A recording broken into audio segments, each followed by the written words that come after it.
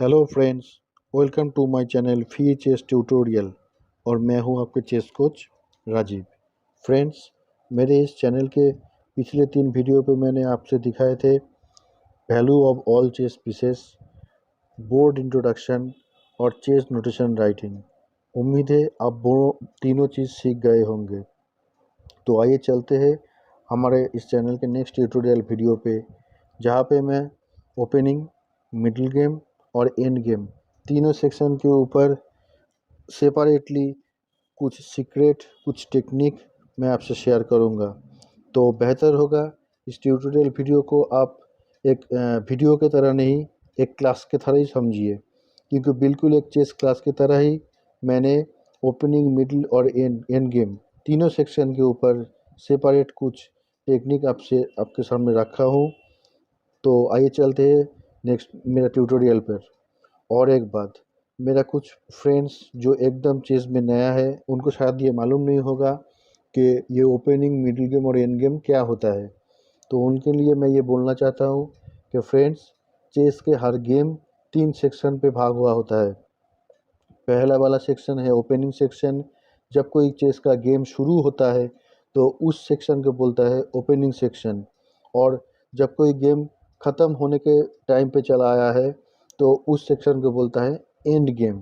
और ओपनिंग और middle game के बीच का जो टाइम है, बीच का जो सेक्शन है गेम का, उस सेक्शन को बोलता है मिडिल गेम।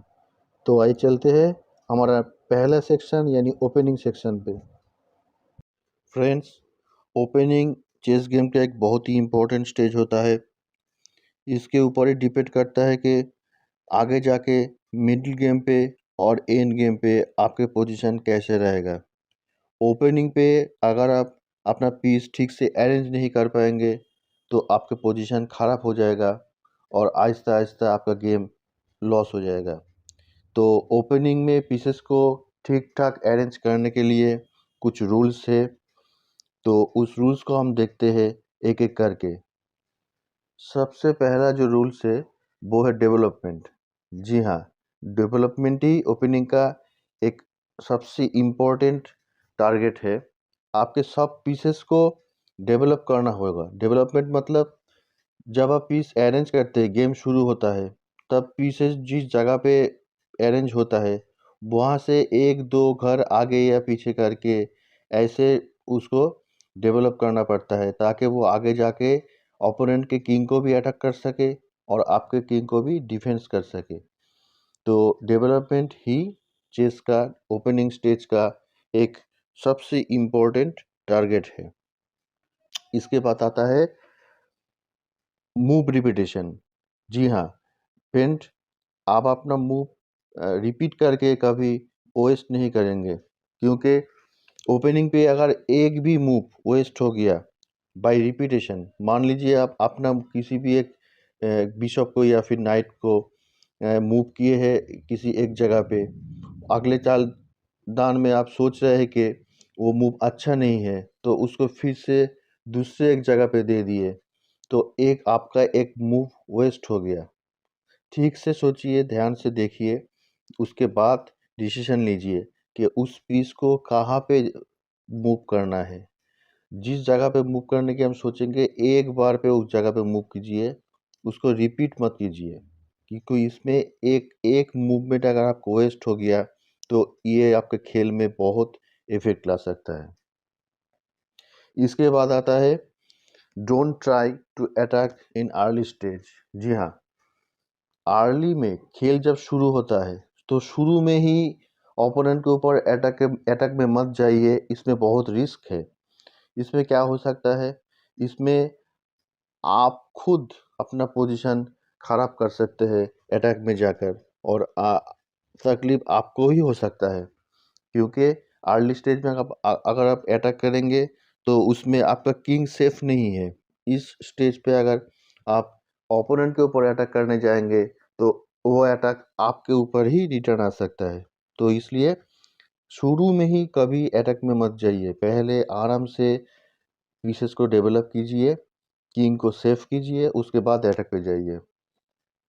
उसके बाद आता है rules number 4, don't block your own piece by another. जी हाँ, ओपनिंग में अपने पीसेस ऐसे डेवलपमेंट कीजिए जहाँ पे आपके खुद का पीस आपके ही पीस को कभी ब्लॉक ना करे। अगर एक बार आपके खुद का ही पीस आपका ही पीस को ब्लॉक कर देंगे तो वो ब्लॉक जो पीस हो जाएगा उसको डेवलपमेंट करने में बहुत मुश्किल होगा। और अगर आप वो ब्लॉक पीस को यूटिलाइज नहीं कर पाएंगे तो आपके पोजीशन भी ख़राब हो जाएगा। तो हर एक पीस को ऐसे डेवलप कीजिए कि खुद का पीस कोई आपका खुद का ही पीस को ब्लॉक ना करे। तो इसके बाद आता है रूल्स नंबर 5, अर्ली कैसल। जी हाँ, चेस के जितना भी गेम कंपटीशन लेवल पे खेला जाता है या फिर प्रैक्टिस लेवल पे भी, वहाँ पे 70% गेम में कैसलिंग अर्ली हो जाता है। ये किस लिए है? ये है कैसलिंग किंग को सेफ करने के लिए होता है। जितना जल्द आप कैसलिंग करेंगे आपका किंग उतना ही जल्द सेफ्टी में आ जाएगा। अगर कैसलिंग करने में देरी करेंगे तो आपका किंग अंडर अटैक बोर्ड के बीचों बीच है, कभी भी उसके ऊपर अटैक आ सकता है। तो सबसे पहले किंग साइड कैसल करने की कोशिश कीजिए, क्योंकि किंग साइड पे कैसल करने के लिए सिर्फ एक बिशप और एक नाइट, इन दोनों को ही डेवलप करना पड़ता है। तो किंग साइड पे कैसल करने की कोशिश कीजिए, जल्दी कीजिए कैसल, जितना जल्दी हो सके, तो आपके किंग सेफ है। ये था हमारा आज का ओपनिंग का सेक्शन के टेक्निक्स। तो हम आगे चलते हैं मिडिल गेम के ट्यूटोरियल पर, मिडिल गेम के सेक्शन पर। फ्रेंड्स, मिडिल गेम में ओपनिंग या एंड गेम की तरह कोई रूल्स या कोई ग्रामर नहीं होता। मिडिल गेम डिपेंड करता है आप बोर्ड में कैसे अपना और ओपोनेंट का हर पीस को फॉलो करते हैं, कैसे ओपोनेंट के ऊपर अटैक प्लान करते हैं और ओपोनेंट का प्लान कैसे स्टॉप करते हैं, इन सब चीज़ों के ऊपर। लेकिन कुछ स्पेशल केसेस है, कुछ स्पेशल टेक्निक्स है जो आपके रियल लाइफ पे आप जब प्रैक्टिकल चीज़ पे खेलेंगे तो आपका गेम पे भी ऐसा स्पेशल केसेस या स्पेशल सिचुएशन आ सकता है। तो अगर आपको पहले से ही वो स्पेशल टेक्निक को मालूम है तो खेलने के बाद जब वो बोर्ड पे वो वैसा सिचुएशन आएगा तो उसको ढूंढने में और उसको अप्लाई करने में, गेम में उसको अप्लाई करने में आपको बहुत आसानी होगा। आप तुरंत उसको ओपोनेंट के ऊपर अप्लाई कर पाएंगे। तो ऐसा ही एक स्पेशल टेक्निक का नाम है फॉर्क। फॉर्क क्या है? फॉर्क है, मान लीजिए आपके किसी एक पीस से ओपोनेंट का 2 या उससे भी ज़्यादा कुछ पीस एक साथ अंडर अटैक चला जाए, तो ओपोनेंट के पास कोई रास्ता नहीं होता सभी को बचाने में, क्योंकि वो अगर एक पीस को बचाएंगे तो दूसरा पीस कैप्चर हो जाएगा, दूसरा पीस लॉस हो जाएगा। तो ऐसे सिचुएशन को बोलते हैं फॉर्क। फॉर्क कोई भी पीस से हो सकता है, चाहे वो नाइट हो, चाहे वो बिशप हो, क्वीन हो, रूक हो या फिर पॉन हो। तो आइए देख लेते हैं एक एग्जाम्पल। फ्रेंड्स, स्क्रीन में जो आप पोजीशन देख रहे हैं, अभी इस पोजीशन पे वाइट का मूव है। वाइट के पास है एक फॉर्क का ऑप्शन। वाइट अगर मान लीजिए अपना नाइट यहाँ पे देता है, यानी E5 पे, तो आप देख सकते हैं कि नाइट से एक तरफ चेक हुआ है और दूसरी तरफ ब्लैक का क्वीन भी अंडर अटैक पे चला आया है। अगर ब्लैक यहाँ पे किंग को बचाता है चेक से तो उसका क्वीन ज़रूर कैप्चर हो जाएगा, उसको बचाने का कोई चांस नहीं है। तो ये था एक एग्जाम्पल फॉर्क का। अभी देख लेते हैं दूसरा एक एग्जाम्पल। अभी इस पोजीशन पे ब्लैक का मूव है। मान लीजिए ब्लैक ने मूव किया ये वाला पॉन, तो देखिए एक तरफ चेक हुआ है और दूसरी तरफ नाइट अंडर अटैक है। यानी वाइट अगर चेक से किंग को बचाए, यानी मान लीजिए यहाँ पे दिया वाइट, तो ब्लैक क्या करेगा, अपने पॉन से ये वाला नाइट कैप्चर कर लेगा। तो ये था फॉर्क के ऊपर दूसरे एग्जाम्पल। उम्मीद है आपको समझ में आ गया होगा कि मिडिल गेम में फॉर्क कैसे खेला जाता है, कैसे किया जाता है। और अगर आपको फॉर्क से अंदाज़ा आ गया होगा तो आप खुद भी इस ट्रैप में पड़ने से खुद को रोक सकते हैं। तो ये था मिडिल गेम के ऊपर हमारा आज का ट्यूटोरियल। आइए चलते हैं हमारे अगले सेक्शन यानी एंड गेम सेक्शन पे। फ्रेंड्स, एंड गेम के बाकी दो सेक्शन यानी ओपनिंग और मिडिल गेम से थोड़ा टफ है। शुरू में आपको शायद ये इतना टफ नहीं लगेगा, लेकिन जैसे जैसे आप चेस सीखते जाएंगे तो देखेंगे कि एंड गेम बाकी दो सेक्शन के कंपैरिजन पे थोड़ा टफ, थोड़ा कॉम्प्लिकेटेड है। इसलिए एंड गेम के हर टास्क को, हर टेक्निक को बार बार देखना पड़ता है और उसे अच्छी तरह से समझना पड़ता है, तभी जाके आप वो टेक्निक अपने गेम में अप्लाई कर पाएंगे। तो आइए चलते हैं हम एंड गेम के ऊपर हमारा नेक्स्ट ट्यूटोरियल पर। फ्रेंड्स, स्क्रीन में जो पोजीशन देख रहे हैं वहाँ पे देख सकते हैं कि वाइट का किंग के साथ यह है क्वीन और ब्लैक का सिर्फ किंग है। अभी इस पोजीशन पे वाइट कैसे ब्लैक किंग को मेट करेगा वो हम देखेंगे। वैसे तो ये ज़्यादा मुश्किल नहीं है ब्लैक के किंग को मेट करना, लेकिन जिन्हें ये टेक्निक मालूम नहीं है, हो सकता है कि वो बोर्ड के अपने गेम पे मूव मेट नहीं कर पाए या फिर बहुत ज़्यादा मूव यूज़ करे कि उसको ब्लैक के किंग को मेट करने में। और चेस में एक रूल्स है, अगर 50 मूव के अंदर कोई कैप्चरिंग नहीं हुआ है, कोई एक्सचेंज नहीं हुआ है, तो वो गेम ड्रॉ हो जाता है। यानी अगर कोई इस पोजीशन पे ब्लैक के किंग को मेट करने के लिए 50 मूव से ज़्यादा मूव ले लेता है तो वो गेम ड्रॉ हो जाएगा। इसलिए ये टेक्निक सीखना थोड़ा ज़रूरी है। आप ध्यान से देखिए और घर में प्रैक्टिस कीजिए ताकि ये मेटिंग जब आपके खुद के गेम पे ये पोजीशन आए तो मेट करने में आसानी होगा। तो आइए देख लेते हैं वाइट यहाँ पे कैसे ब्लैक को मेट करता है। तो यहाँ पे किंग को मेट करने के लिए कुछ टास्क है हमारे पास। वो टास्क एक के बाद एक करना पड़ता है। तो आइए देख लेते हैं कि वो टास्क वन आफ्टर अनदर कैसे किया जाता है। सबसे पहला जो टास्क है वो है ब्लैक की किंग को किसी भी एक साइड पे लेके जाना है। जी हाँ, बोर्ड के किसी भी साइड, यानी वो ये वाला साइड भी हो सकता है, ये वाला, या फिर ये या ये। ऐसा कोई ज़रूरी नहीं है कोई स्पेसिफिक साइड पे, किसी भी एक साइड पे ब्लैक के किंग को लेके जाना है। और वो हम कैसे करेंगे? वो होगा क्वीन के हेल्प पे। क्वीन किंग के करीब जाएगा और ब्लैक के किंग का जो मूवमेंट स्क्वायर है वो आहिस्ता आहिस्ता कम होते जाएगा। आइए देखते हैं वो कैसे। मान लीजिए यहाँ पे क्वीन मूव करता है ये जगह पे, तो अभी क्वीन से क्या हुआ, क्वीन से किंग के दो साइड पे एक बाउंड्री वॉल बन गया है। वो कैसे? क्वीन इस साइड ई स्क्वायर पे है, यानी ये फाइल और ये रैंक, इस दो लाइन में एक बाउंड्री वॉल बन गया है। ब्लैक की किंग अभी इस वॉल के बाहर नहीं जा पाएगा।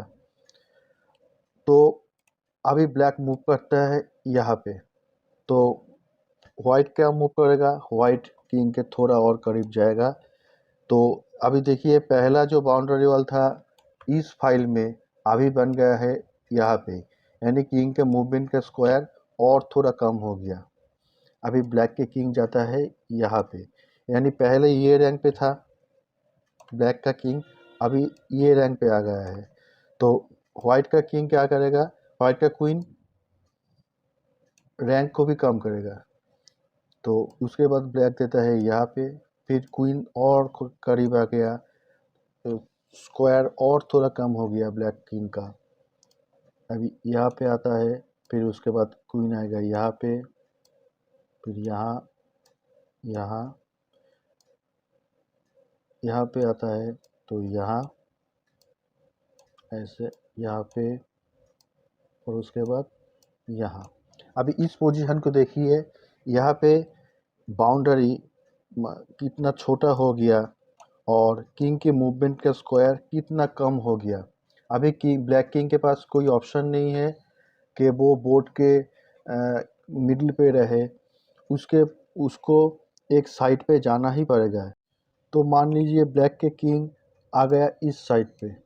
अभी हमारा पहला टास्क कंप्लीट हो गया, यानी ब्लैक के किंग को किसी भी एक साइड पे लाने का टास्क हमारा कंप्लीट हो गया।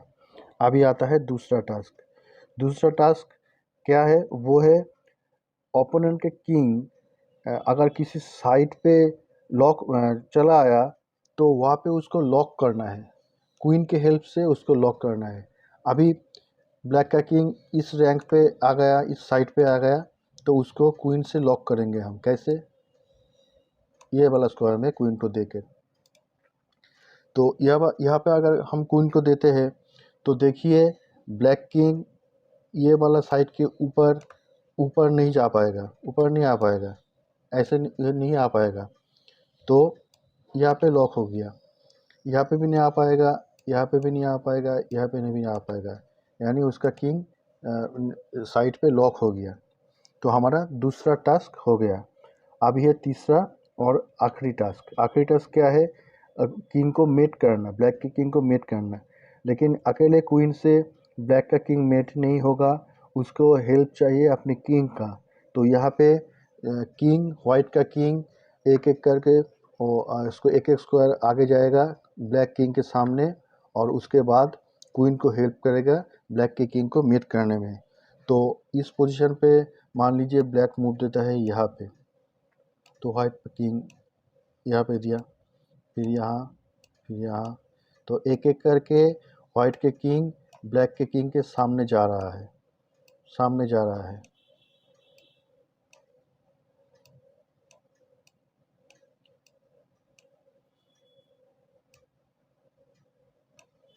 अभी वाइट का मूव है तो वाइट क्वीन से किंग को मेट करेगा यहाँ पे।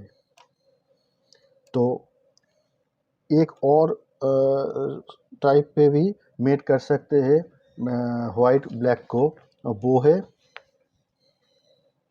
यहाँ पे अगर क्वीन मूव करता है, या फिर यहाँ पे, या फिर यहाँ पे, तो भी मेट होगा। तो ये पोजीशन थोड़ा ध्यान में रखना है कि ब्लैक के किंग एक साइड पे है, उसके ठीक सामने वाइट का किंग है। अभी इस पोजीशन पे क्वीन अगर ब्लैक के किंग के ठीक सामने चेक देता है तो भी मेट होता है, और जिस रैंक पे ब्लैक का किंग लॉक्ड है उस रैंक पे अगर किसी भी स्क्वायर पे क्वीन से चेक देंगे तो भी मेट होता है, क्योंकि यहाँ से किंग को इस रैंक से ऊपर उठने का कोई जगह नहीं है, क्योंकि उसके सामने, एकदम सामने वाइट का किंग है। तो इस पोजीशन पे अगर किंग यहाँ पे चेक देता है तो भी मेट है, और यहाँ पे इस तीनों स्क्वायर में किसी भी एक स्क्वायर पे देता है तो भी मेट है, तो भी मेट होता है। तो उम्मीद है आपको ये मेटिंग टेक्निक, एक सिंगल क्वीन से ओपोनेंट के सिंगल किंग को कैसे मेट किया जाता है, वो टेक्निक समझ में आ गया होगा। अब घर में थोड़ा ये प्रैक्टिस कीजिए, ये ज़्यादा मुश्किल नहीं है, थोड़ा प्रैक्टिस कीजिएगा तो समझ में आ गया होगा और आप भी सीख जाएंगे। तो ये था हमारा आज की क्लास का वीडियो। उम्मीद है ये वीडियो आपको हेल्पफुल रहा होगा। यहाँ पे दिखाए गए हर टेक्निक को आप घर में प्रैक्टिस कीजिए और सीख लीजिए, क्योंकि बहुत ही जल्द आने वाला है हमारी अगले क्लास की वीडियो। उसके लिए मेरे इस वीडियो को लाइक, चैनल को सब्सक्राइब और नोटिफिकेशन आइकॉन को ज़रूर ऑन करके रखिएगा। तब तक के लिए good bye, thanks for watching.